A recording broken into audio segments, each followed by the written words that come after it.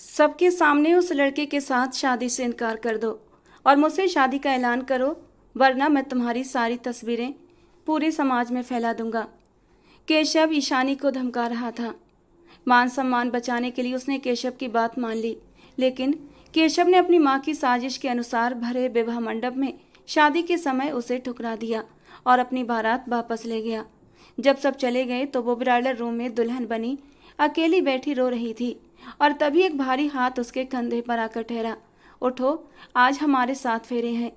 केशव ने तुम्हें ठुकरा दिया तो क्या हुआ, मैं तुम्हारा हाथ थामूंगा, तुम्हें पूरा सम्मान दूंगा। उस गहरी और दमदार आवाज को सुनकर वो चौंकी और पलट कर देखा तो उसके होश उड़ गए थे, क्योंकि वो तो इस गरीब से घर के सामने रुकी हुई निकुंज राणा की शानदार गाड़ी सबको हैरानी में डाल रही थी। आज तक इस मोहल्ले में इतनी आलीशान और बड़ी गाड़ी किसी के घर के दरवाजे पर खड़ी नहीं देखी गई थी, और ये वही घर था, ईश्वर दत्त जी का घर, जिस पर यह गाड़ी तब से आती थी जब से ईशानी और निकुंज राणा का रिश्ता तय हुआ था। ये बात भी सबके लिए हैरानी की वजह बनी थी, क्योंकि कोई इस बात पर यकीन नहीं कर पा रहा था कि हवेली का इकलौता वारिस निकुंज राणा एक साधारण से घर की लड़की से शादी करने जा रहा है, जिनके सामने ये लोग सिर्फ एक नौकर की हैसियत रखते थे। आज वही लोग उनके समधी बनने जा रहे थे। ईश्वर दत्त जी के घर के भीतर भी अजीब सी अफरा तफरी मची हुई थी। ईशानी की कजिन्स और मोहल्ले की लड़कियां उसकी किस्मत पर जलन और हैरानी से उसे निहार रही थीं। आखिर उसमें ऐसा क्या था जो निकुंज राणा ने उसका चयन किया। आज वो उस खूबसूरत पर्सनालिटी वाले और प्रभावशाली मर्द की दुल्हन बनने जा रही थी, जिसके सपने देखने वाली हजारों लड़कियां यूं ही रह गई थीं। उसे पता था निकुंज राणा उसे लेने आया है, इसी वजह से वो मौके के मुताबिक सबकी नज़रों से बचते हुए हल्के फुल्के कपड़ों में तैयार हो गई थी। शादी की तैयारियां लगभग पूरी हो चुकी थीं, बस रिसेप्शन का थोड़ा सा सामान बचा था जिसे निकुंज अपनी पसंद से लाना चाहता था, और इसी वजह से वो खुद उसे लेने आया था। हालांकि उसने सबसे पहले उसके माँ बाप से इजाज़त ले ली थी और वो मना नहीं कर पाए थे, और यही वजह थी कि उनका होने वाला दामाद आज खुद दरवाजे पर ईशानी को लेने के लिए खड़ा हुआ था। हल्की तैयारी करके उसने एक शॉल कंधे पर लपेटी और बाहर निकल आई। ये पहली बार नहीं था, इससे पहले भी वो कई बार निकुंज के साथ शादी की शॉपिंग कर चुकी थी। लहंगा पसंद करने से लेकर हल्दी के जेवर तक सब कुछ निकुंज ने उसे अपनी पसंद से दिलाया था, और आज रिसेप्शन की ड्रेस चुनने के लिए भी वो खुद उसे लेने आया था। जैसे ही वो तैयार होकर बाहर निकली, सीढ़ियों के पास उसकी मुलाकात केशव से हो गई। केशव ने जोर से उसका हाथ पकड़कर उसे सीढ़ियों की तरफ खींच लिया, और वो उसकी इस गुस्ताखी को हैरानी और अविश्वास से देखती रह गई। ये क्या बदतमीजी है केशव, मेरा हाथ छोड़ो। और केशव की पकड़ इतनी सख्त थी कि उसके नरम हाथ पर लाल निशान पड़ गया। अपने पीले दांतों की नुमाइश करते हुए केशव ने उसके खूबसूरत चेहरे को देखा। इतना इतराने की ज़रूरत नहीं है उस अमीरजादे के साथ। क्यों, वो मेरे होने वाले पति हैं, और तुम्हें इससे क्या मतलब। उसने सख्ती से अपना हाथ छुड़ाते हुए केशव की आंखों में देखा, जहां से नीचता साफ झलक रही थी। मैं तुम्हें एक पल में आसमान से उठाकर जमीन पर पटक सकता हूँ। मेरे पास वो सब कुछ है जो तुम्हें बदनाम और बर्बाद करने के लिए काफ़ी है। और वो स्तब्ध होकर केशव को देखती रह गई, क्योंकि उसने आज तक ऐसा कोई काम नहीं किया था जिस वजह से उसे बदनामी का सामना करना पड़ता। लेकिन सामने खड़े केशव से कुछ भी उम्मीद की जा सकती थी। वो कुछ भी कर सकता था। क्या मतलब, क्या किया है तुमने? उसने एकदम से घबरा कर पूछा। तुमने मुझे ठुकरा कर उस अमीर जादे को चुना है, मेरी माँ को सबके सामने बेइज्जत किया है। तुमने कहा था ना मेरी माँ से कि तुम केशव जैसे लड़की की दुल्हन बनने से बेहतर मरना पसंद करोगी। तो अब मैं तुम्हें जीते जी मार डालूंगा, तुम हर हाल में पछताओगी। तो बेहतर है खुद ही इनकार कर दो इस शादी से। अब अच्छा थोड़ी लगेगा कि तुम्हारी बारात तुम्हारे दरवाजे से वापस लौट जाए। और उसका दिल कांप उठा। भगवान के लिए केशव, ऐसा मत करना, मेरे पापा की इज्जत का ख्याल करो। आज तक तुम लोग मेरे पापा के सहारे इस काबिल बने हो, और आज उसी की इज्जत को मिट्टी में मिलाने का इरादा रखते हो। वो इस इंसान को शर्म दिला रही थी जो शर्म और इज्जत का मतलब भी नहीं जानता था। पहले मैं तुमसे मोहब्बत करता था, लेकिन अब मैं तुमसे नफरत करता हूँ ईशानी। तुमने मेरी मोहब्बत का मजाक उड़ाया है। तुम्हें पता था कि मैं तुम्हें पसंद करता हूँ। और केशव के चेहरे को अफसोस से देखते हुए वो 2 कदम पीछे हट गई। तुम अच्छी तरह जानते हो केशव कि तुम कभी किसी से प्यार कर ही नहीं सकते। तुम्हारे दिल में सिर्फ हवस है, मोहब्बत नहीं। अब मुझे जाने दो, निकुंज मेरा इंतजार कर रहा है। केशव के पास से गुजरते हुए वो बाहर निकलने लगी। तभी उसकी आवाज़ ने फिर से उसके कदमों को रोक लिया। चली जाओ, लेकिन वो दिन दूर नहीं जब वो आदमी तुम्हारा साथ छोड़कर चला जाएगा और तुम बस उसकी पीठ को जाता देखती रह जाओगी, पूरे पछतावे के साथ। उसने इतने यकीन से ये बात कही थी कि ईशानी का दिल जोरों से धड़कने लगा। उसने पलटकर एक बार केशव की ओर देखा और सोचने लगी, वो ऐसा कैसे कर सकता है। उसने आज तक ऐसी कोई गलती नहीं की थी, ऐसी कोई बात नहीं की थी जिससे उसकी इज्जत पर आँच आए। लेकिन केशव कहता था कि उसके पास कोई ऐसा राज है जो उसकी बनी बनाई इज्जत को मिट्टी में मिला देगा। ईशानी अपने पापा ईश्वर दत्त जी को अच्छी तरह जानती थी। अगर ऐसा कुछ हो जाता तो शायद वो वहीं खड़े खड़े उसे जमीन में गाड़ देंगे। खुद को संभालते हुए वो घर से बाहर निकल आई थी और घर से बाहर निकलते ही उसके चेहरे पर एक हल्की सी मुस्कान आई थी, क्योंकि सामने ही निकुंज उसका इंतजार कर रहा था। और जब वो घर से बाहर निकल कर आई तो हैरानी से उसके खूबसूरत चेहरे को निहार भी रहा था। उसे खुद यकीन नहीं हो रहा था कि सामने खड़ा शख्स उसका होने वाला है, उसका होने वाला पति है। न सिर्फ उसके लिए बल्कि ये बात पूरे मोहल्ले के लिए हैरानी का कारण बनी हुई थी कि निकुंज राणा जैसा हैंडसम और रईस इंसान इस घर का दामाद बनने जा रहा था, जहां अक्सर एक वक्त की रोटी के बाद दूसरे वक्त की रोटी मिलना मुश्किल होती थी, जहां सिर्फ ईश्वर दत्त जी ही कमाने वाले थे और खाने वाले न जाने कितने लोग थे। लोग आराधना जी को भी हैरत और अविश्वास से देख रहे थे। जिस दिन वे सूरज राणा अपने बेटे का रिश्ता लेकर इस घर की दहलीज पर आए थे, उन्हें बैठाने के लिए भी घर में कोई ऐसी जगह नहीं थी जो उनके स्तर के लायक हो, लेकिन फिर भी सूरज राणा और आराधना जी का भरपूर सम्मान किया गया। ईश्वर दत्त जी ने पूरे समाज और रिश्तेदारों के खिलाफ जाकर ईशानी का रिश्ता निकुंज से तय कर दिया था। ईश्वर दत्त जी को भगवान ने सिर्फ बेटियां दी थीं। उनकी 2 बेटियां थीं और बेटे की खुशी से वो वंचित थे। आज तक उन्होंने बेटियों से बेहद प्यार किया था, लेकिन उन्हें वो आत्मविश्वास नहीं दे पाए जो एक पिता को देना चाहिए। फिर भी वो उनके भले के लिए सदा चिंतित रहते थे और हमेशा भगवान से प्रार्थना करते थे कि उनकी बेटियों का भाग्य अच्छा हो। ईशानी के लिए भी दिल से संतोष थे, लेकिन सुरभि बुआ ने केशव के लिए उसका रिश्ता मांगा था। लेकिन न सिर्फ ईश्वर दत्त जी ने बल्कि खुद ईशानी ने भी इस रिश्ते के लिए मना कर दिया था, क्योंकि वो केशव की खराब नेचर को भली भांति जानती थी। वो अच्छे से जानती थी कि केशव किस तरह के स्वभाव का और संगति वाला इंसान है। वो उसकी जिंदगी को एक पल में बर्बाद कर देता। ईश्वर दत्त जी जिस कंपनी में काम करते थे, वहाँ के चपरासी की बहन थी सुरभि। और जब सुरभि अपने भाई राकेश को दोपहर का लंच देने आती तो ईश्वर दत्त जी से भी उसकी अच्छी जान पहचान हो चुकी थी। उस समय सुरभि की नई नई शादी हुई थी और केशव उसकी गोद में था। ईश्वर दत्त जी की अपनी कोई बहन नहीं थी और उन्होंने सुरभि को अपनी बहन बना लिया। अपने भाई होने के सारे फर्ज भी पूरे करने लगे।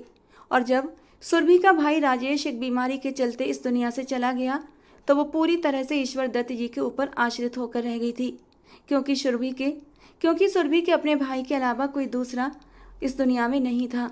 और ईश्वर दत्त जी ने भी अपना फर्ज बखूबी निभाया था।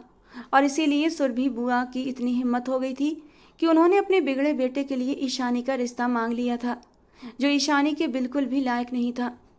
ईश्वर दत्त जी ने बहुत ही प्यार से इस मामले को संभालते हुए रिश्ते से इनकार कर दिया था, लेकिन केशव ने अभी तक अपने कदम पीछे नहीं खींचे थे और वो ईशानी की जिंदगी में कौन सा जहर घोलने वाला था, इस बात से ईशानी और उसके घर वाले पूरी तरह बेखबर थे।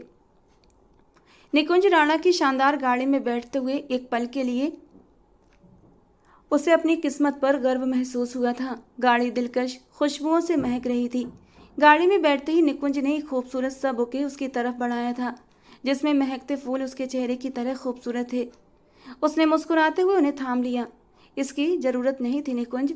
उसका लहजा नरम और शालीन था, जबकि निकुंज मुस्कुराते हुए उसके हसीन चेहरे को देखता रहा। ये तो आपके लायक कुछ भी नहीं। अब जब आप मेरी जिम्मेदारी बनने जा रही हैं तो ऐसे तोहफे तो आपको रोज मिला करेंगे, जो मेरी मोहब्बत की बस एक हल्की सी झलक होंगे। और वो मुस्कुराते हुए उस शख्स को देखती रही जो कहीं से भी उसके जैसा आम माहौल का नहीं था। बेशक वो बेहद खूबसूरत थी, लेकिन गरीबी ने उसकी खूबसूरती को काफ़ी हद तक फीका कर दिया था। उसकी सुनहरी बड़ी बड़ी आंखें किसी को भी अपने अंदर कैद कर सकती थीं, और शायद इन्हीं जादुई आंखों के असर में निकुंज राणा पूरी तरह बंध चुका था। उसे न जाने क्यों ऐसा लगा कि ये सब एक हसीन सपना है जो किसी भी पल उसकी आंखों के सामने से टूट सकता है। आज तक उसने जितनी भी निराशाजनक बातें सोची थीं, वो सब समय आने पर सच बनकर उसके सामने आकर खड़ी हो जाती थीं। क्या हुआ मैडम? अब मैं आपका ही हूँ, शादी के बाद जी भरकर देख लेना, मना नहीं करूँगा। फिलहाल तो मेरा मानना है हमें निकलना चाहिए, उसने शरारत से कहा, और वो शर्मा गई। सामने बैठा शख्स था ही इतना हसीन कि उसे देखकर तारीफ निकले बिना रह ही नहीं सकती थी। काश केशव अपने बुरे इरादों से बाज आ जाए, अपनी बुरी नीयत से उसकी खुशियों को वो गिरहण न लगाए जो वो लगाने की ठान चुका था। उसने केशव से साफ कह दिया था कि उसे अब कोई डर नहीं है, वो जिस हद तक जाना चाहे जा सकता है, और सच्चाई भी यही थी। केशव के बुरे ख्यालों को एक तरफ रखते हुए वो पूरी तरह से निकुंज राणा की ओर आकर्षित हो गई थी। उसे अब फर्क नहीं पड़ता था कि केशव उसके साथ क्या कर सकता है। इस वक्त बस उसे निकुंज की मोहब्बत और उसकी प्यारी बातों में दिलचस्पी थी। अब बस 2 दिन का इंतजार बाकी है, उसके बाद आप मेरी हो जाएंगी और फिर और भी निखर जाएंगी। अच्छा, वो कैसे? उसकी बात सुनते हुए वो नासमझी से पूछ बैठी। तुम नहीं जानती? एक मर्द की मोहब्बत और उसका साथ औरत के चेहरे पर नजर आता है। शादी की पहली रात ही मैं तुम्हें अपनी मोहब्बतों में डुबो कर रख दूंगा। मेरी मोहब्बत तुम्हारे चेहरे पर खूबसूरत रंग बिखेर देगी। और जानती हो, यही वजह होती है कि विदाई से ज़्यादा रिसेप्शन की दुल्हन हसीन लगती है। और मैं चाहता हूँ कि मेरी रिसेप्शन की दुल्हन इतनी प्यारी लगे, इतनी मोहब्बत भरी हो कि हर नज़र बस उस पर ठहर जाए, उसने मुस्कुराते हुए कहा, और वो शर्म से लाल हो गई, अपनी पलकें झुका लीं। उस आदमी की नज़दीकियाँ कितनी मुश्किल हो सकती थीं, इसका उसे अंदाज़ा होने लगा था, जिसकी आंखों में वो ज़्यादा देर देख भी नहीं पाती थी। उसी के साथ कुछ लम्हों की कल्पना भी उसके अंदर सेहरंसी दौड़ा चुकी थी, लेकिन उसे पूरा यकीन था कि सामने बैठा इंसान उसे आखिरी हद तक चाहेगा। अगर आसपास के जलन और हैरानी से भरे लोग उन्हें एक दूसरे को होने देंगे तो, क्योंकि उसे अभी अंदाज़ा नहीं था कि वो व्यक्ति उसका बनकर भी शायद उसका न बन पाए, क्योंकि लोग अपनी काली नज़रों और घिनौनी सोच से इस हसीन सपने को उससे छीनने की कोशिश में लगे हुए थे। अपने माँ बाप के घर में उसने न जाने कितनी ख्वाहिशों को मार दिया था, छोटी छोटी खुशियों को तरसते हुए उसने दिन गुजारे थे, और अब उस घर में जाने के बाद उसकी हर अधूरी ख्वाहिश पूरी होने वाली थी। वो ख्वाहिश जिन्हें उसने बचपन से अपने दिल में सजा कर जिया था। शॉपिंग करते हुए उसने सबसे महंगी चीज़ों का चुनाव किया। सिल्वर कलर की शानदार मैक्सी उसके रिसेप्शन के लिए चुन ली गई थी, जो दोनों की पसंद की थी। निकुंज राणा और उसका साथ इतना दिलकश था कि ईशानी को पहले ही पल में यह एहसास हो गया था कि शॉपिंग लगभग अब पूरी हो चुकी है, और अब उसे जल्दी से घर लौटने की फिक्र सताने लगी। इसीलिए उसने झिझकते हुए निकुंज से कहा, वापस चलें। निकुंज ने शरारती नज़रों से उसे देखा था, और फिर धीरे से उसके करीब होता हुआ बोला, मेरे ख्याल में अभी भी कुछ बाकी बचा है। उसने हैरानी से शॉपिंग बैग की ओर देखा। सब कुछ तो पूरा हो गया है ना? उसकी बड़ी बड़ी आंखों में हैरानी और सवाल देखकर उस पल वो उसे इतनी मासूम लगी कि निकुंज काफ़ी देर तक उसके हसीन चेहरे को बस निहारता रहा।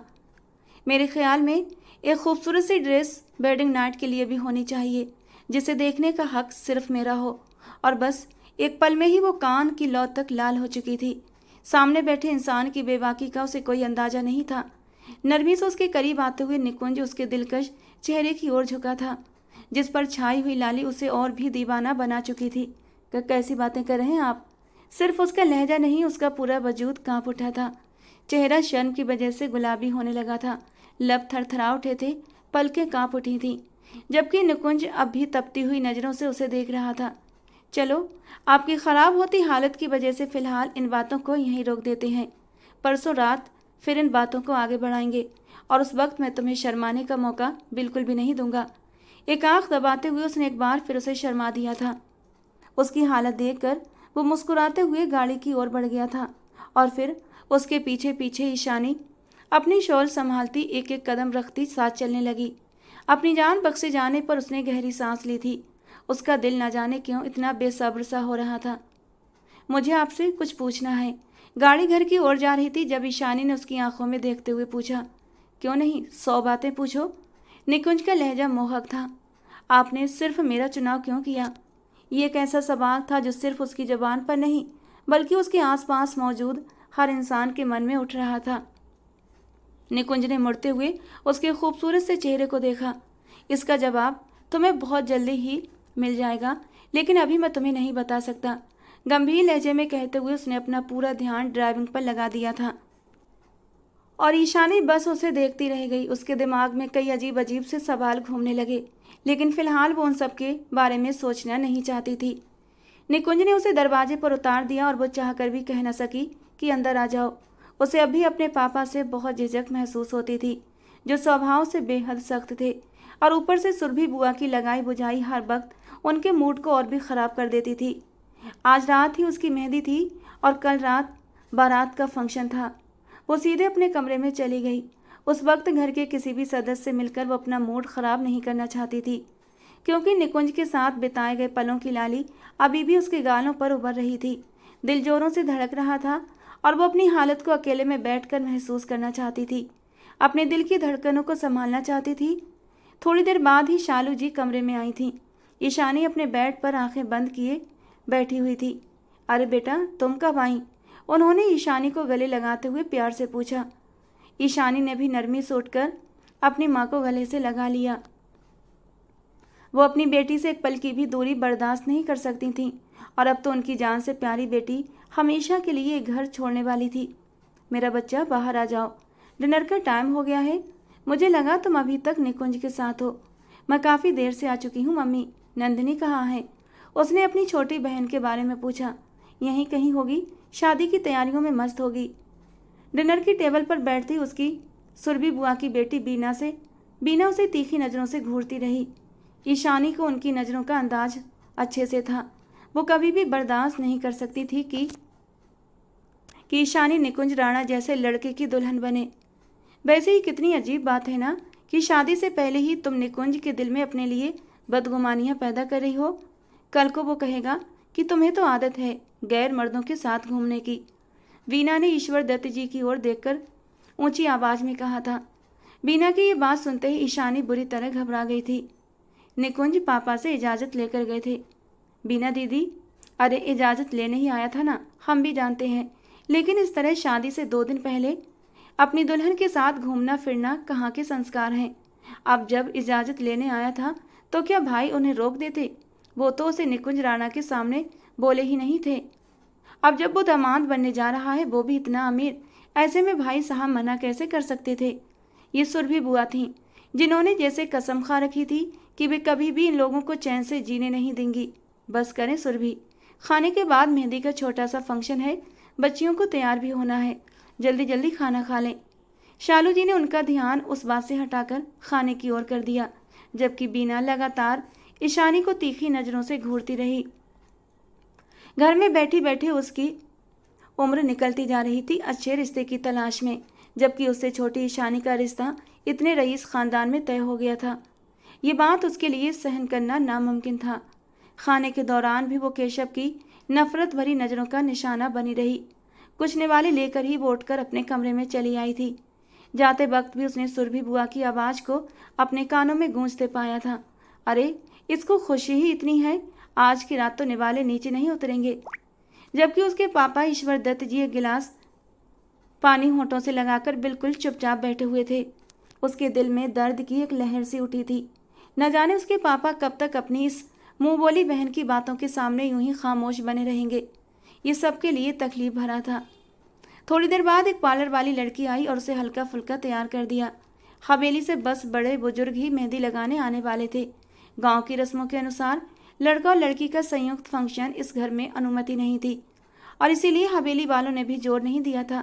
हल्की फुल्की सजावट में वो साधारण से लहंगे में भी इतनी खूबसूरत लग रही थी कि कई जलन भरी नज़रों का निशाना बनी हुई थी। सूरज राणा और उनकी पत्नी बड़ी धूमधाम से मेहंदी लगाने आए थे।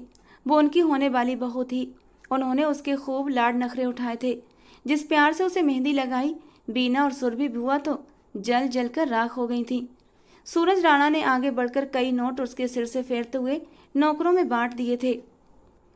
नंदिनी तो खुशी के मारे फूली नहीं समा रही थी। उसकी मासूम बहन की इतनी बड़ी खुशी का दिन जो था। उनके जाने के बाद भी लोग निकुंज को मेहंदी लगाने गए थे और सुरभि बुआ और उनकी दोनों बेटियां एक बार फिर हवेली की शानो शौकत से प्रभावित होकर लौट आईं। निकुंज के दोस्तों ने जिस शानदार तरीके से उसकी मेहंदी का इंतजाम किया था, पूरे गांव में उसी की चर्चा थी।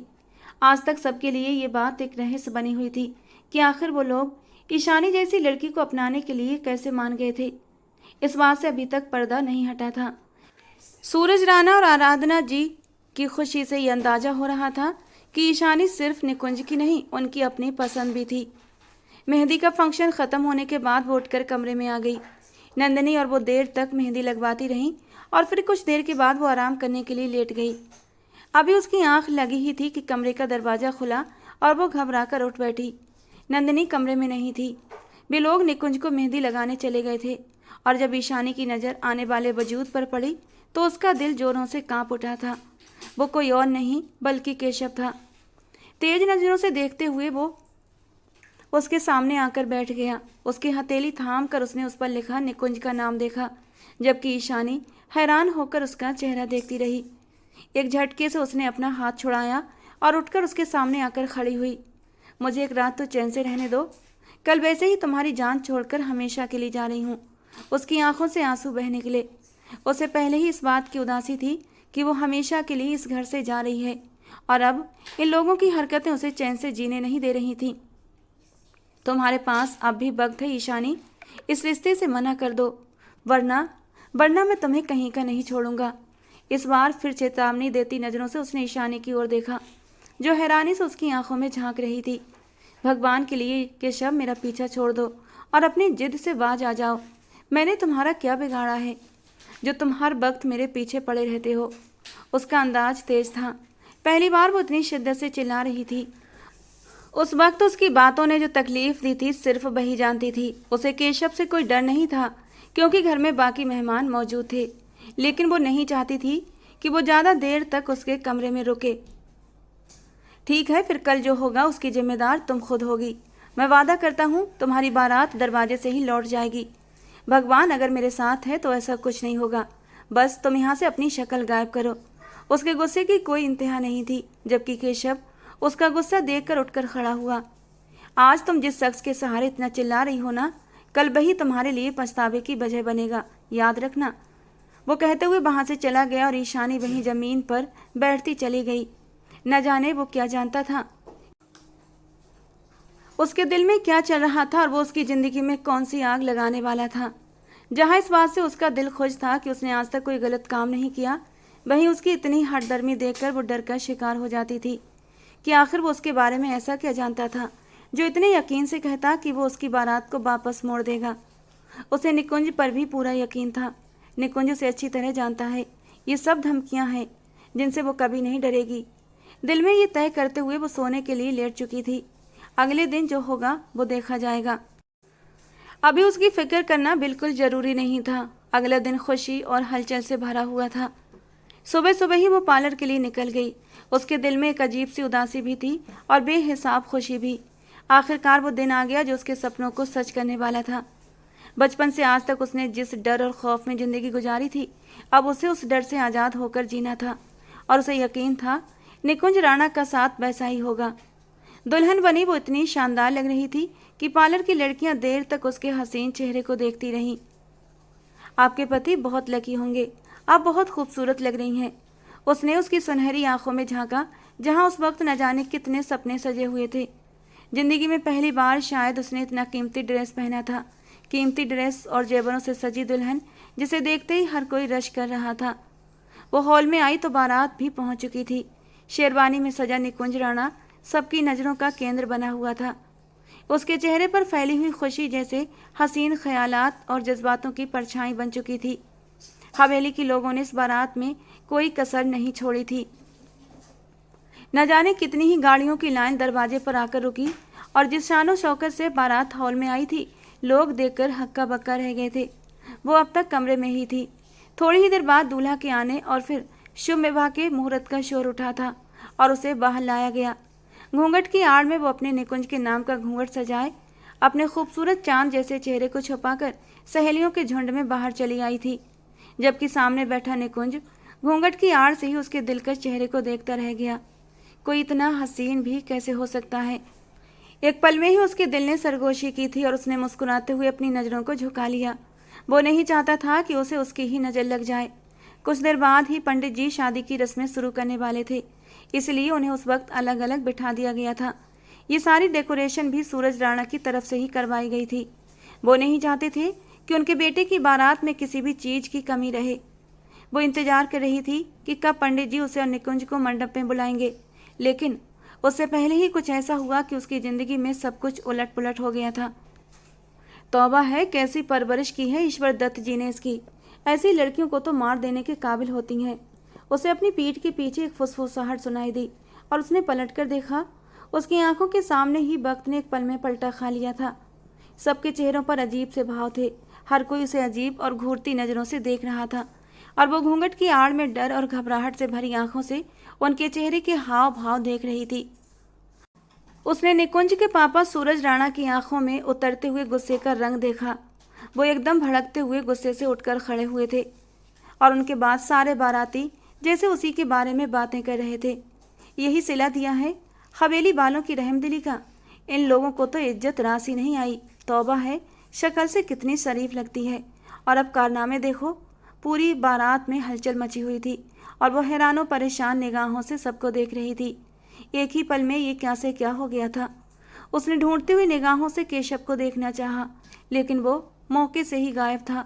यहाँ केशव का नामो निशान भी नहीं था, लेकिन न जाने क्यों उसका दिल आशंकाओं से धड़क रहा था। उसे यूं महसूस हो रहा था जैसे उसकी सजी सजाई जिंदगी में आग लग चुकी है। नंदिनी उसके पास खड़ी रो रही थी और उसकी माँ जैसे उन लोगों की विनती कर रही थी। उसने नंदिनी का हाथ थामते हुए उसे अपने करीब झुकने को कहा। क्या हुआ है नंदिनी? उसका लहजा डर से कांप रहा था, जबकि नंदिनी में इतनी हिम्मत नहीं थी कि वो उसे बता सके। उसने नरमी से उसके कंधे पर हाथ रख दिया। सब ठीक हो जाएगा, परेशान मत हो। उसका दिल कांप रहा था। न जाने क्या हुआ था। पंडित जी तो आ चुके थे, लेकिन शादी को रोक दिया गया था और वो लोग जैसे जाने के लिए तैयार खड़े थे। लोग अजीब अजीब बातें क्यों कर रहे हैं। उसका दिल चाहा कि वो उठकर सब लोगों के मुंह बंद कर दे, लेकिन वो नहीं जानती थी कि आखिर हुआ क्या है। न जाने कितनी जलन भरी नज़रों ने उसकी खुशियों को खा लिया था जब उसने अपने सामने ही निकुंज राणा को उठते हुए देखा। ईशानी के पापा सूरज राणा के बिल्कुल सामने खड़े थे। मेरी बेटी से अगर कोई गलती हो गई है तो उसे माफ़ कर दीजिए, इस वक्त मेरी इज्जत का सवाल है। और सूरज राणा दहाड़ते हुए उससे दूर हट गए थे। गलती तुम्हारी नहीं, गलती हमारी है। हमने तुम लोगों की इज्जत पर एतबार किया। उसे लगा जैसे उसका दिल बंद हो जाएगा। उसके हाथ साफ साफ कांपने लगे। किसी ने भी उससे कुछ नहीं पूछा था, बस हर नज़र उस पर उठकर नफरत से भरी हुई लौट रही थी। अभी जिन नज़रों में उसने अपने लिए जलन का भाव देखा था, अब वहाँ पर नज़रों में नफरत भी भरी हुई थी और जवानों से जहर उगलते लोग उसके दिल को छलनी कर रहे थे। उसका दिल चाहा कि वो अपनी माँ को बुलाकर पूछे, लेकिन शालू जी भी आराधना जी की विनती करने में लगी हुई थी। और फिर देखते ही देखते उसके सामने ही निकुंज राणा उसकी ओर एक नज़र फेंककर स्टेज से उतरता चला गया और उसके साथ ही उसकी धड़कनें भी रुकने लगी थीं। वो लोग बारात को वापस लेकर जा रहे थे, जबकि वो जैसे मरने के करीब थी। बेहतर है तुम खुद ही इनकार कर दो। क्या अच्छा लगेगा कि कल तुम्हारी बारात तुम्हारे दरवाजे से लौट जाए? दूर से कहीं उसकी कानों में केशव की आवाज़ गूंजी थी और उसने सख्ती से अपनी आंखें बंद कर लीं। बिल्कुल बही हुआ था जिसका डर था। वो जलन करने वाले लोग उसकी खुशियों को खा गए थे और उसकी इज्जत भी हमेशा हमेशा के लिए चली गई थी। क्या यही सिला था उसकी ईमानदारी और इज्जत का कि एक पल में ही उसे सबके सामने बेइज्जत कर दिया गया? निकुंज राणा की लाई हुई बारात वापस चली गई और लोग मुंह पर हाथ रखकर अजीब अजीब फुसफुसाहटों में लगे हुए थे। अपना नहीं तो बेचारे बाप का ही ख्याल कर लेती। कैसे गरीबी में ईश्वर दत्त जी ने पाल पोस कर बड़ा किया था। उसने शिद्दत से निकुंज राणा के नाम का घूंघट उठाते हुए नीचे फेंक दिया। उसमें इतनी हिम्मत नहीं थी कि वो सब लोगों की नज़रों का सामना कर पाती। उसकी आंखों से आंसू मोतियों की तरह टूट टूट कर गिर रहे थे। क्या इतनी जिल्लत उसके हिस्से में आनी बाकी थी? बस एक दिन की बात है मेरी जान, और उसके बाद आप पूरी तरह मेरी पनाहों में होंगी। निकुंज के ये शब्द उसके कानों में गूंजने लगे। उस शख्स ने उसे कितने हसीन ख्वाब दिखाए थे और अब एक पल में ही उसे लोगों के बीच छोड़कर चला गया था। उसका घूंघट कहीं कदमों में गिर गया था जब ईश्वर दत्त जी सख्ती से उसकी ओर बढ़े और सब लोगों के सामने ही उसके मुंह पर एक जोरदार थप्पड़ जड़ दिया। वो नहीं जानती थी कि हुआ क्या है, बस ये थप्पड़ उसके बाप की बेयकीनी का थप्पड़ था। थप्पड़ की शिद्दत इतनी तेज थी कि वो एकदम से गिरती चली गई। नंदिनी और शालू जी ने लपक कर उसे उठाया। शालू जी ने रोते हुए उसे गले से लगा लिया। कैसी दिन के लिए हमने तुम्हारी परवरिश की थी, क्या यही सिला दिया है तुमने हमारी मोहब्बतों का? उनकी आवाज़ भी कांप रही थी और आसपास खड़े लोग तमाशबीन का किरदार निभा रहे थे। न जाने लोग क्यों नहीं सोचते कि किसी की ज़िंदगी का तमाशा देखने वाले लोगों की ज़िंदगियां भी तमाशा बन जाती हैं। तमाशा देखने वाले खुद भी तमाशा बन जाते हैं। भगवान के लिए पापा मुझे बताइए, आखिर मैंने क्या किया है? वो लोग क्यों वापस चले गए? इतनी सीधी सादी ना बनो कि तुम्हें मालूम ही नहीं कि तुमने क्या किया है। अरे तुमने मेरे भाई का सिर शर्म से झुका दिया है। मुझे तो पहले ही तुम्हारे चाल चलन ठीक नहीं लगते थे। ये सुरभि बुआ थीं जिन्होंने इतनी शिद्दत से जहर उगला था कि वो बजाय उनकी बातों को ढकने के सबके सामने और भी उजागर कर रही थीं। अब कौन करेगा तुमसे शादी? तुम्हारी माँ तो पहले ही ईश्वर भाई को औलाद नहीं दे पाई बेटे की सूरत में, और तुम्हें हम सब पर बोझ बनाकर ईश्वर भाई के कंधों पर डाल दिया और तुम लोगों ने ये सिला दिया। बुआ की पीठ पर खड़ी बीना आज जैसे खुशी से फूली नहीं समा रही थी। उसे ये जलन खाए जा रही थी कि ईशानी निकुंज राणा की मोहब्बत की अकेली हकदार बन जाएगी, उस अमीर घराने की इकलौती बहू और उस भव्य हवेली पर राज करने वाली रानी। लेकिन उसके सामने जैसे सब कुछ टूट गया था। वो तो खुद हैरान और परेशान थी, जैसे भगवान ने उसकी बरसों की दुआ पूरी कर दी हो। उसे उस रोज़ एहसास हुआ कि जब इंसान पर बुरा वक्त आता है तो अपने ही उसमें अहम किरदार निभाते हैं। इन लोगों ने सारी ज़िंदगी उसके पापा का खाया था, हमेशा उनके हिस्से की खुशियाँ पाई थीं, और आज उनकी ज़िंदगी में आई हुई खुशियों को भी निगल गए थे। उसे पूरा यकीन था ये सब केशव की चाल थी। वही उसे धमकियां देता था। उसने पापा के सामने कुछ कहने की कोशिश की थी कि तभी सुरभि बुआ ने उसे झंझोड़ते हुए वहीं बैठा दिया। खबरदार लड़की, अगर तुमने किसी पर इल्ज़ाम लगाने की कोशिश की, अपने किरदार पर लगे दाग को छुपाने के लिए जुबान मत खोलो। उसका रोता हुआ चेहरा किसी के लिए भी रहम के काबिल नहीं था। पापा की खामोशी उसे अंदर से तोड़ रही थी। उनकी लाल आंखें बता रही थीं कि उन पर कैसी कयामत गुजर रही है। और तभी उसने मेन दरवाजे से केशव को अंदर आते देखा था। वो मक्कारी से उसकी ओर देख रहा था। क्या हुआ मम्मी, वो लोग वापस क्यों चले गए? वो ऐसे पूछ रहा था जैसे उसे इस पूरे मामले का कुछ पता ना हो। होना क्या है? इसके कारनामों का पता सूरज राणा को चल गया और वो अपने बेटे की बारात वापस ले गया। यहाँ भी सबसे पहले सुरभि बुआ ही बोली थी और वो नकली अफसोस से सबको देखता रहा। धीरे धीरे चलते हुए वो ईश्वर दत्त जी के पास आया था।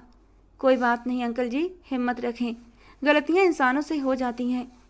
वो बहती हुई नजरों से उस आदमी के मक्कार चेहरे को देख रही थी जिस पर सिर्फ और सिर्फ दोगलापन लिखा हुआ था। ईश्वर दत्त जी की कमर तो पूरी तरह टूट चुकी थी।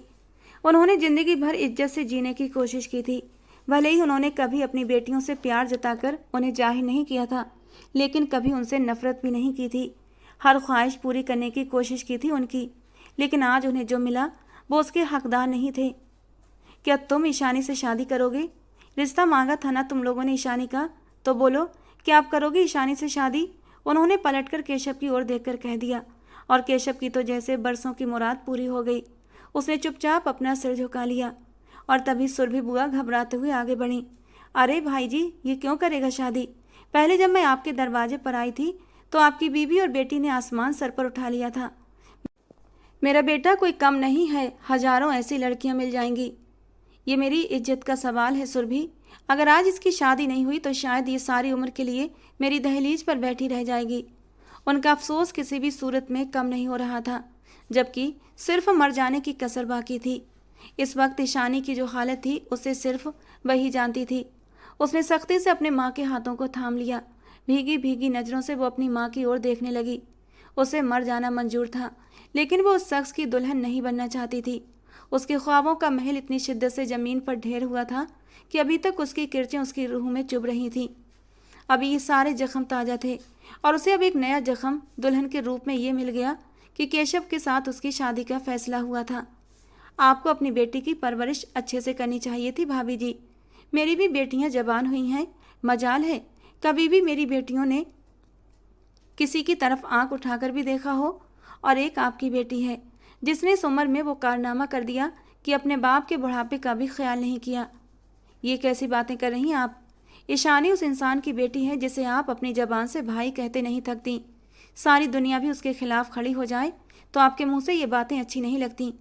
लोगों के सामने उस वक्त वो उस मासूम की इज्जत जिस तरह उछाल रही थी, न जाने बहू बनाने के बाद वो उसे जीने भी देती या नहीं। लो जी, उल्टा चोर कोतवाल को डांटे। गलती भी आपकी और बातें भी आप दूसरों को सुनाएं। जितनी बातें आप अब कर रही हैं ना, ये बातें आपको अपनी बेटी की परवरिश के दौरान सोचनी चाहिए थी। पापा मेरी बात सुने, मैंने ऐसा कुछ भी नहीं किया। मेरा यकीन करें, मैं कसम खाकर कहती हूँ, मैंने आज तक ऐसा कोई काम नहीं किया जो आपकी इज्जत पर दाग बन सके। भगवान के लिए मेरे साथ ऐसा ना करें। उसने अपने बाप के सामने हाथ जोड़ते हुए विनती की थी, जबकि उसकी हालत देखकर उनका भी दिल कचोट रहा था। लेकिन जबकि हकीकत ये थी कि लोगों की नज़र में वो एक बदचलन लड़की साबित हो चुकी थी। एक लड़की की बारात दरवाजे से लौट जाना कोई मामूली बात नहीं होती। क्या तुम राजी हो केशव? और केशव ने सिर झुका लिया। मैं राजी हूँ ये शादी करने के लिए, लेकिन सिर्फ आपकी वजह से अंकल जी, क्योंकि आपके बहुत ज़्यादा एहसान है हम पर। सामने खड़ा शख्स मक्कारी से अपनी चाल चल गया। बस फिर शादी की तैयारियां करो। इसी वक्त केशव और ईशानी का विवाह होगा और उसके फौरन बाद विदाई भी। मैं और ज़्यादा जिल्लत नहीं उठा सकता। उन्होंने दो टूक लहजे में कहते हुए बात को ख़त्म कर दिया, जबकि केशव के अंदर तो लड्डू फूट रहे थे। ठीक है भाई जी, मैं आपकी मर्जी पर चुप हो जाती हूँ, लेकिन सूरज राणा की तरफ से आई हुई बरी और जेवरात आप साथ ही देंगे। वो बरी के शानदार जोड़ और कीमती जेवरात सुरभि की नज़र से बचे नहीं थे। सूरज राणा ने लौटते हुए किसी भी चीज़ को हाथ नहीं लगाया था और ना ही उन्हें इन चीज़ों की कोई कमी थी। पापा प्लीज़, भगवान के लिए मेरा यकीन करें, मैंने कुछ नहीं किया। वो एक बार फिर बाप के कदमों में बैठ गई थी, जब उसके बाप ने झुकते हुए उसे उठाकर अपने सामने बिठा दिया। तुम्हें अगर मुझसे मोहब्बत है और अगर तुम्हें जरा भी मेरी इज्जत का ख्याल है तो चुपचाप केशव से शादी कर लो। बाप ने अपनी इज्जत और मान उसकी गोद में रख दिया और वो अपने बाप की इज्जत को कैसे झुठला सकती थी। उसने दुख से अपने आप को देखा और फिर अपने पापा को। उसके पापा उससे उसकी जान भी मांग लेते तब भी वो उफ नहीं करती। आंखों में आए आंसू उसने बेदर्दी से पोंछ दिए। ठीक है पापा, मैं तैयार हूँ। उसके लिए उसने खामोशी इख्तियार कर ली। रोती हुई आंखों को सुखाकर अपने बाप की इज्जत का ख्याल करते हुए वो बैठ गई और फिर उन्होंने पंडित जी को शादी की रस्में शुरू करने का हुक्म दे दिया। उसे अब पूरा यकीन हो गया था, एक पल में ही आसमान की ऊंचाइयों से गिरकर जमीन में दफन होने का मतलब क्या होता है। एक पल में ही उसकी ज़िंदगी ने किस कदर बदलाव देखे थे, सिर्फ वही जानती थी। उसे यकीन था कि मायूस भरी सोचें जब इंसान पर हमला करती हैं तो वो हकीकत का रूप भी धर लेती हैं। निकुंज राणा की मोहब्बत उसे हमेशा से ही एक खूबसूरत ख्वाब की तरह लगती थी, जो आंखें खुलते ही उसके हाथ से छिन जाएगा। और ऐसा ही हुआ था। वो शख्स अपनी चाल में कामयाब हो गया था। मंडप में केशव के बराबर में लाकर ईशानी को आराम से बिठा दिया गया था। वर और वधू दोनों फेरों के लिए खड़े हो जाएं, पंडित जी ने मंत्रों का उच्चारण करते हुए कहा। लेकिन उसकी नज़रें तो बाहरी दरवाजे पर जमी हुई थीं। दाखिली दरवाजे से उसने निकुंज राणा को अंदर आते देखा था और ये उसकी नज़रों का धोखा नहीं था। वो एक पल में साकित हो गई। पंडित जी ने अपनी बात को दोबारा दोहराया, जबकि वो मुकम्मल खामोशी से उस शख्स को अपनी ओर आते हुए देख रही थी। तो क्या वह उसकी सोच पर इस कदर हमला कर चुका था कि अब वो जागती आंखों से उसके ख्वाब देख रही थी। उसने अपने सुन्न होते दिमाग को झंझोड़ना चाहा, लेकिन वो शख्स हकीकत में उसकी ओर दौड़ता हुआ चला आ रहा था और फिर वो उसके सामने आकर खड़ा हो गया। ये शादी नहीं हो सकती, रुकिए पंडित जी। अभी उसने केशव के साथ फेरे लेना शुरू नहीं किए थे कि निकुंज राणा ने सबको रोक दिया था।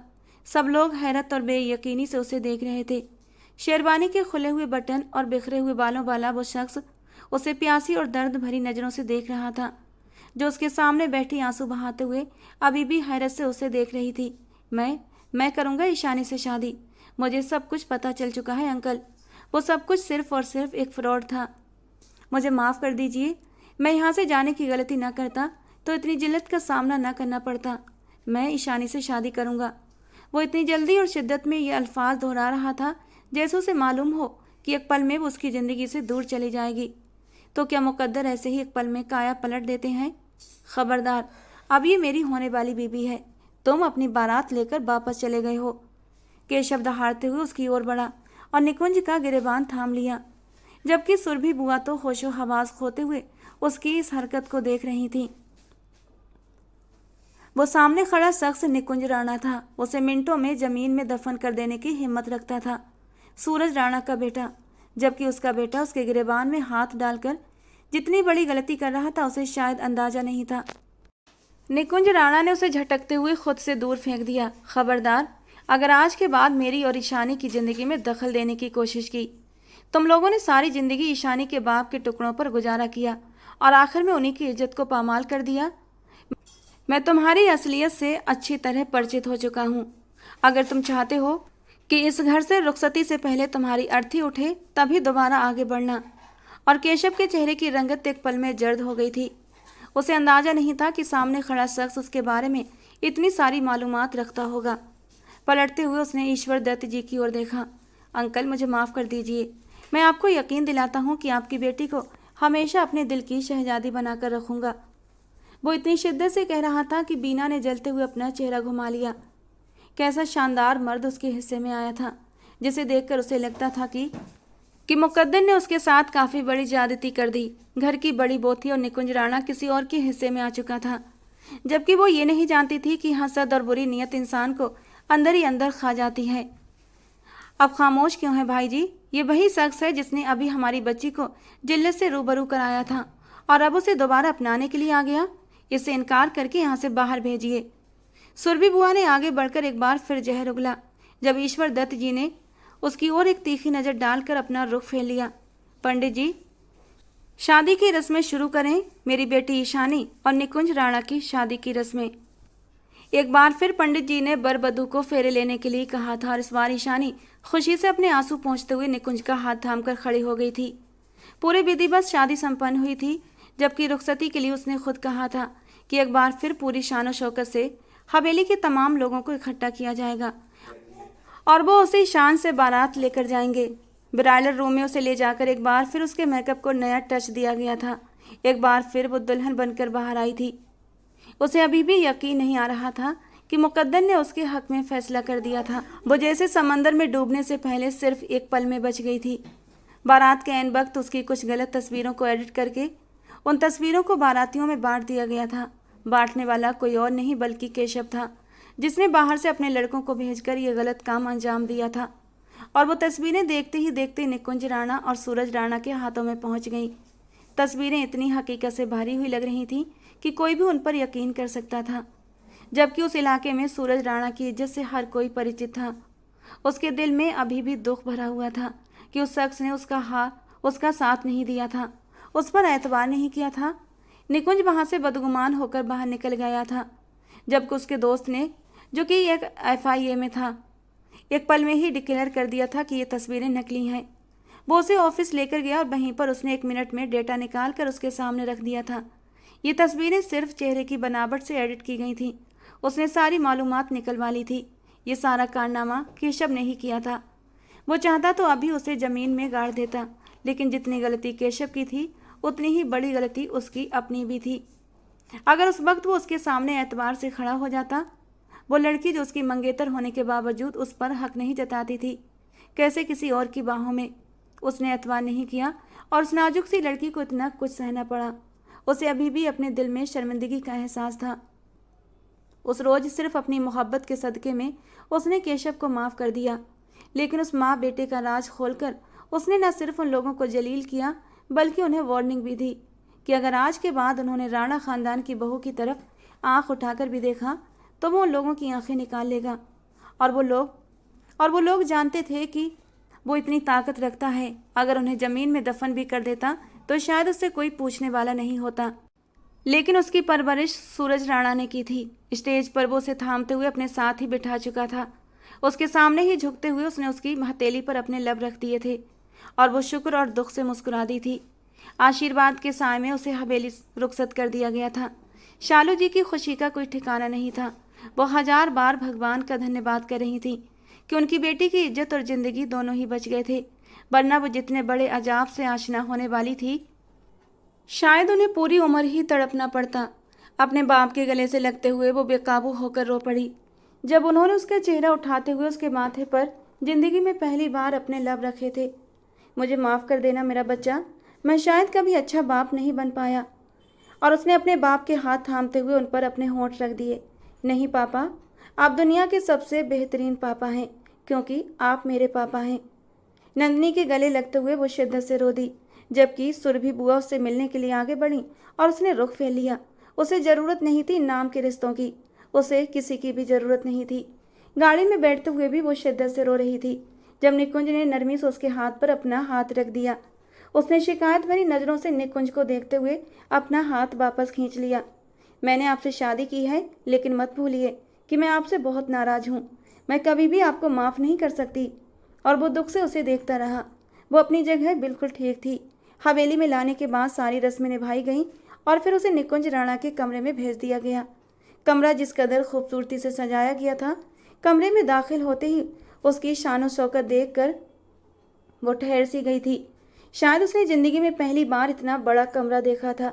कमरे की दीवार पर लगी हुई निकुंज राणा की तस्वीर ने उसे बुरी तरह अपनी ओर खींच लिया था। नौकरानी उसे कमरे में छोड़कर चली गई थी, जबकि वो घूमते हुए उस हसीन कमरे का जायजा लेती रही। सामने खड़ा शख्स मुकम्मल तौर पर उसका था। उसे यूँ महसूस हो रहा था जैसे तस्वीर से ही उसकी गहरी नज़रों से उसका वजूद आर पार हो रहा हो। उसने नरमी से मुस्कुराते हुए नज़रों को झुका लिया। भगवान का जितना धन्यवाद करती कम था कि वो शख्स उसकी दस्तरस में था। फूलों से बनाई गई सेज पर बैठी तो जैसे गुलाब की तरह खिल उठी। घूंघट को एक बार फिर अपने चेहरे पर गिराते हुए वो उसकी मुंतजिर थी। दिल अजीब से अंदेशों से घिरा हुआ था और उस वक्त आने वाले लम्हों के बारे में सोचकर उसका दिल कांप रहा था। उसे दुख था इस बात का कि निकुंज ने उस पर यकीन नहीं किया, लेकिन वो इससे ज़्यादा खुश भी थी कि वो वहाँ वापस लौट आया था। अगर वो आने में 1 मिनट भी देर कर देता तो उनकी राहें हमेशा के लिए जुदा हो जाती। कुछ देर गुजरी जब कमरे का दरवाज़ा खुला और निकुंज राणा अपनी शानदार पर्सनालिटी के साथ अंदर कमरे में दाखिल हुआ। कमरे में उसकी मौजूदगी जैसे कमरे की रौनक को बढ़ा गई। आहिस्तगी से चलते हुए वो उसके सामने आकर बैठ गया और फिर हाथ बढ़ाकर उसका घूंघट पलट दिया। उसने नज़रों को झुका रखा था, जबकि वो अपनी खूबसूरत नज़रों को उसके चेहरे पर टिकाए हुए था। तो अभी नाराज़गी कैसे ख़त्म हो सकती है? इसका कोई हल है तो बता दो मेरी जान, उसने शौक से लहजे में कहा जब उसने नज़रों को उठाकर उसे देखा। उसकी आंखों में हल्की सी नमी थी। निकुंज तड़प उठा। नहीं जाना, ये खूबसूरत आंखें रोने के लिए नहीं बनी हैं। ये सिर्फ ख्वाब देखने के लिए बनी है। निकुंज, तुम सारी ज़िंदगी मुझ पर यकीन रखना, मैं कभी भी ऐसा नहीं कर सकती। वो जैसे आने वाले दिनों से डरी हुई थी कि अगर बाद में कुछ ऐसा हुआ तो शायद वो एक बार फिर उसे बेयकीनी का शिकार हो जाएगा। जब निकुंज ने नरमी से उसका हाथ थामते हुए अपने लबों से लगा लिया। मैं मर तो सकता हूँ, लेकिन अब तुम पर शक नहीं कर सकता। तुमने एक बार पूछा था कि मैंने तुम्हारा चुनाव क्यों किया, तो सुन लो, मैंने सिर्फ इसीलिए तुम्हें चुना क्योंकि मुझे बीवी के रूप में एक शर्म और संस्कारों से भरपूर लड़की चाहिए थी। अगर मुझे खूबसूरत हसीन चेहरों से मतलब होता तो न जाने कितनी हसीन चेहरे मेरे कदमों में बिछ जाते, लेकिन मुझे वो लड़की चाहिए थी जिसे मेरी दौलत से मतलब ना हो, जिसे सिर्फ और सिर्फ मेरे वजूद से मतलब हो। केशव मुझे काफ़ी दिनों से वार्न कर रहा था कि अगर मैं इनकार नहीं करूँगी तो वो मेरे साथ वो सब कुछ करेगा जिससे आप मुझसे बदगुमान हो जाएं। मैंने उस घटिया शख्स को सिर्फ अपनी मोहब्बत का सदका समझकर माफ़ कर दिया है, वरना शायद मैं उसे इतनी बड़ी सज़ा देता कि वो फिर तुम्हारी तरफ नज़रें उठाने से पहले कांप जाता। आज के बाद तुम उसका नाम नहीं लोगी, और वैसे भी इतने हसीन लबों से सिर्फ मेरा नाम ही अच्छा लगता है। उसने उसके लबों पर फोकस करते हुए सोख लहजे में आंख दबाते हुए कहा, और जब उसने मुस्कुराते हुए नज़रों को झुका लिया, मैं अभी भी आपसे नाराज़ हूँ। उसने झूठे गुस्से से मुंह बिसूरा जब उसने आगे बढ़ते हुए उसके लबों पर अपने लब रख दिए और धीरे धीरे उन लबों की नरमी को चुराता रहा। काफ़ी देर वो नरमी से अपनी शिद्दतों को उसकी सांसों में उडेलता रहा, जबकि ईशानी इसकी उम्मीद नहीं कर रही थी। उसका पूरा वजूद कांप उठा। उसने शिद्दत से उसकी शेरवानी को मुट्ठियों में जकड़ लिया। काफ़ी देर के बाद उसने छोड़ा तो वो अपनी बिखरी हुई सांसों को हमवार करने लगी। अभी भी नाराज हो? वो उसकी आंखों में देखकर मुस्कुरा रहा था जब उसने पलकें झुका लीं। चेंज करके आओ और फिर मैं तुम्हें फुर्सत से मना लेता हूँ। इस अंदाज में मनाऊंगा कि पूरी जिंदगी मुझसे नाराज नहीं होगी। वो उसके वजूद की खूबसूरती को अपनी आंखों में भरते हुए बोला था और उसके बेबाक से लहजे पर वो शर्म से पानी पानी हो गई। नहीं, मैं आपसे नाराज नहीं हूँ। उसने फौरन ही पैंतरा बदला जब निकुंज खुलकर हंस दिया। अगर तुम नहीं मानोगी तो फिर मैं नाराज हो जाऊंगा और फिर तुम्हें मुझे मनाना पड़ेगा, और फिर मेरे बताए गए तरीके से। और वो हल्के हल्के खौफ के जज्बात लिए उसे देखने लगी। वैसे तुम कहो तो मैं तुम्हारी हेल्प कर सकता हूँ, बोलो, मैं चेंज करवा दूँ? वो एक बार फिर शौकी से पूछ बैठा और वो जल्दी से उससे दूर होते हुए बेड से उतर गई। चेंजिंग रूम में उसके लिए खूबसूरत ड्रेस रखा हुआ था, जिसकी खूबसूरती ने जहाँ उसे हैरान किया वहीं उसकी बनावट ने उसे शर्म से पानी पानी कर दिया। अगर उसके ऊपर वो गाउन न पहनती तो वो सिर्फ और सिर्फ उसके जिस्म के कुछ हिस्सों को ढक सकता था। पहनकर फौरन बाहर आओ जाना, वरना मुझे अंदर आना पड़ेगा, उसने बाहर से ऊंची आवाज में कहा और वो चेंज करने लगी। थोड़ी देर बाद वो कांपते हुए वजूद से बाहर आई तो वो उसे देखकर देखता ही रह गया। पहली बार वो पूरे हक से उसके सामने थी, अपनी सारी खूबसूरती को समेटे हुए, बार बार अपने गाउन की डोरियों को मुट्ठी में दबाकर जैसे मजबूत करने की कोशिश कर रही थी। जब वो कदम कदम चलता हुआ उसके करीब आ गया, कमर से थामते हुए उसने उसे अपने करीब कर लिया। उसके खुले बाल, मिटा मिटा सा मेकअप और ज्वेलरी से आज़ाद नरम मुलायम रुई जैसा बदन। सामने खड़ी लड़की हद से ज़्यादा खूबसूरत थी। उसने नरमी से झुकते हुए उसके माथे पर लब रख दिए। तुम इतनी खूबसूरत हो कि किसी का भी मन डगमगा सकता है। मैं तो फिर तुम्हारा पति हूँ, और इस रात के फर्ज भी यही है कि आज तो तुम पूरे तौर पर मेरी बाहों में समा जाओ। वो आंखों में ढेर सारी मदहोशी ली उसे देख रहा था। मुझे बहुत डर लग रहा है।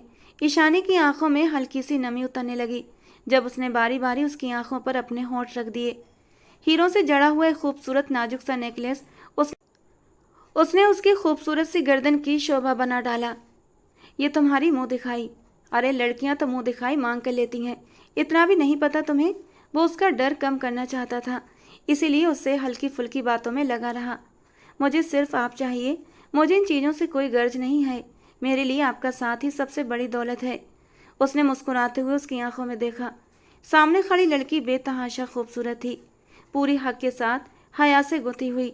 पूरी रात वो उसकी बाहों में लिपटी रही, उसके मजबूत सीने से लगी रही, उसके बेहद करीब। उसकी सांसें उसकी सांसों से मिलती रहीं, उसकी शिद्दतें उसके वजूद को पूरा करती रहीं। उसकी सरगोशियाँ उसे खुद पर गर्व करने पर मजबूर कर रही थीं। खिड़की से झांकता हुआ चांद उन दोनों की मोहब्बत को देखकर जैसे बादलों में छुप गया। उसने हमेशा अपने लिए ऐसे ही हमसफ़र की दुआ की थी, एक ऐसा शख्स जो उसे समेट ले। उसने अपनी ज़िंदगी में सब कुछ पा लिया था, वो सब कुछ जिससे खोने से वो डरती थी। वो सिर्फ एक रात नहीं थी, भगवान ने अब से सारी ज़िंदगी के लिए ये मोहब्बतें, ये इज्जतें उसे सौंप दी थीं। सुबह की पहली किरण जब खिड़की से झांकती हुई कमरे में दाखिल हुई तो कमरे की हल्की नीम रोशनी अब सुनहरे उजाले में बदल रही थी। फूलों की महक, दीवारों पर झूलती लाइट्स और कमरे में फैला गुलाबी उजाला एक जादुई एहसास दे रहा था। ईशानी की नींद बहुत हल्की थी, लेकिन आज उसकी नींद जैसे पहले जैसी न थी, बहुत गहरी और सुकून भरी थी। उसने हल्के से पलकें खोलीं और खुद को किसी मजबूत बाहों के घेरे में पाया।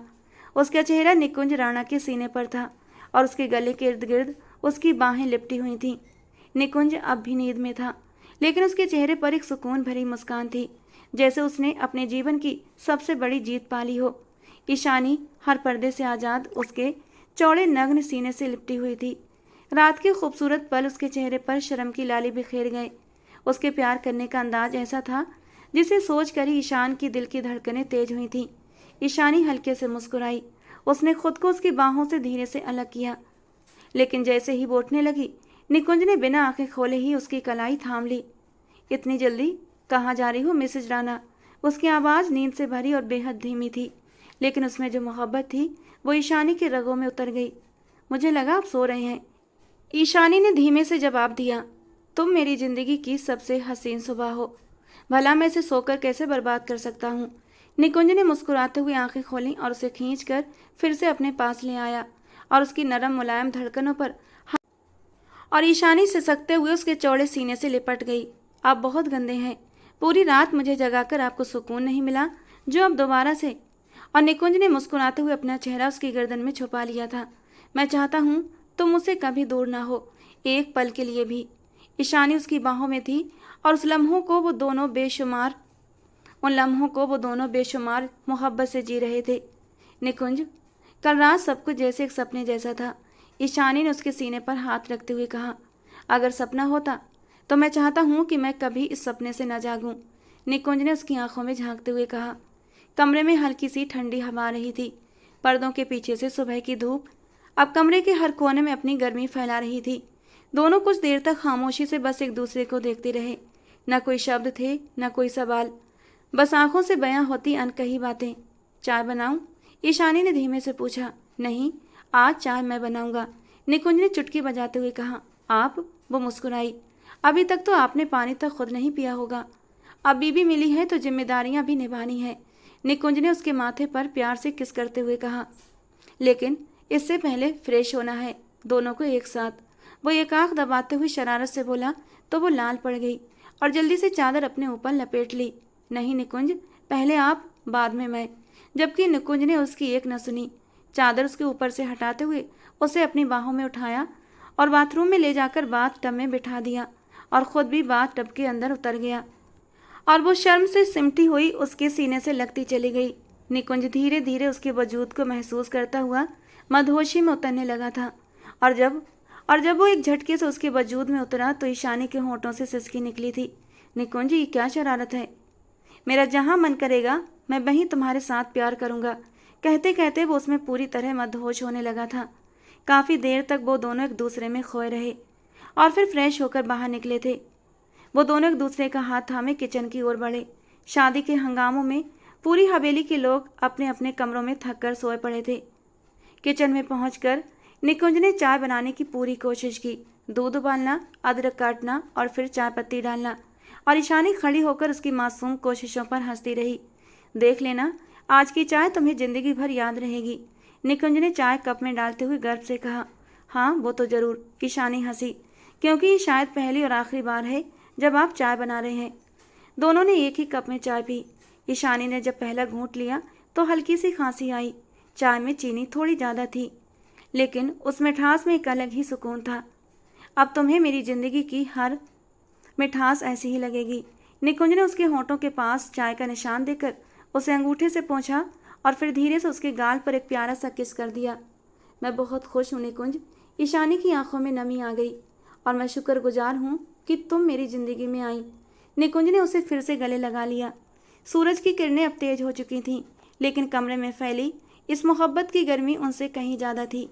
शादी की अगली सुबह दो दिलों के जुड़ने का सच्चा एहसास, एक नई जिंदगी की शुरुआत और वो पहला दिन जो उम्र भर याद रहेगा। दोस्तों, आज की हमारी कहानी आपको कैसी लगी कमेंट बॉक्स में ज़रूर बताना। पसंद आई हो तो प्लीज़ लाइक करना। रोज़ एक नई और रोमांटिक कहानी के लिए हमारे चैनल को सब्सक्राइब जरूर करना। मिलते हैं दोस्तों अगली किसी नई रोमांटिक कहानी के साथ।